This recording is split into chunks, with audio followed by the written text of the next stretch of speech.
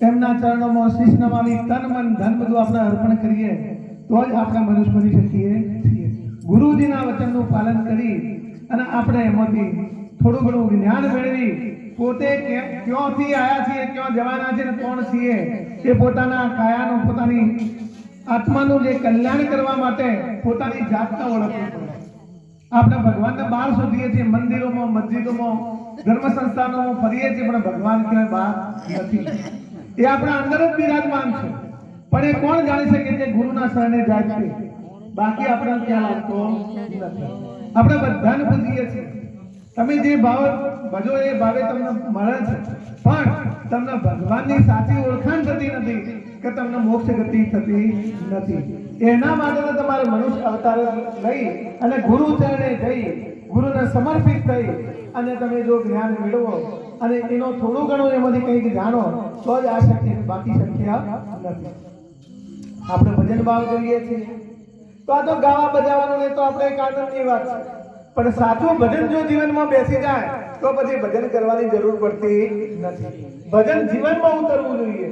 માત્ર ભજનમાં બેઠા હોય ત્યારે તો આમ પગલાની જેમ એક પગે આમ બેઠા હોય સરસ, કાં તો કેટલા સરસ ભગવાન ભક્ત કરતા હશે ભજન.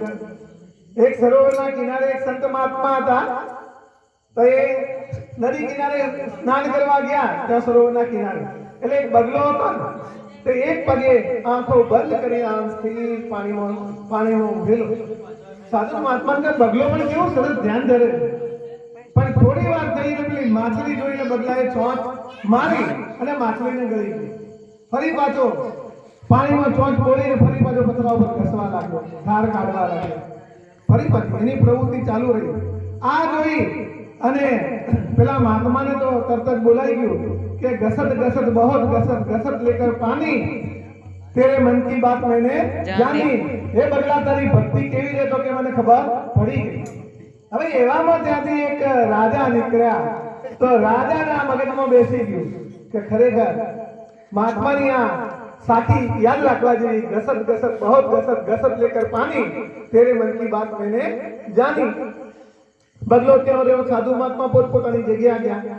રાજા કાયમના માટે આ સાકીનું ખાલી રટણ કરે છે, બીજું કઈ જાણે નહીં.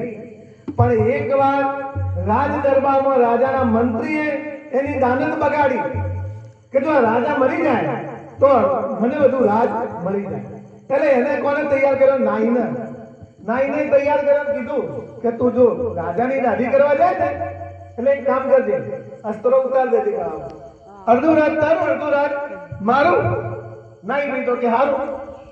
નાઈ પેલા તો ક્યાં આપણે પેલી બ્લેડો વાળા અસ્ત્ર હતા, પેલા ઘસવા વાળા જ હતા.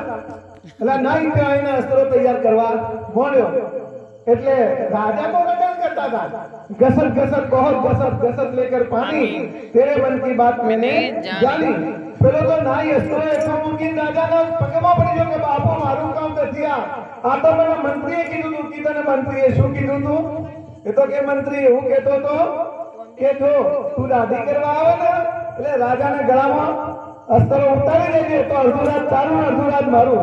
કે હું તો ખાલી ભગવાનનું રટણ કરતો હતો, પણ જો ભગવાનનું ખાલી એક સાખીનું રટણ કરવાથી રાજાનું જીવન બચી જતું હોય તો સદગુરુના ચરણોમાં જઈએ તો આપણું જીવન કેટલું ધન્ય બની જાય. બોલો સદગુરુ મહારાજની જય.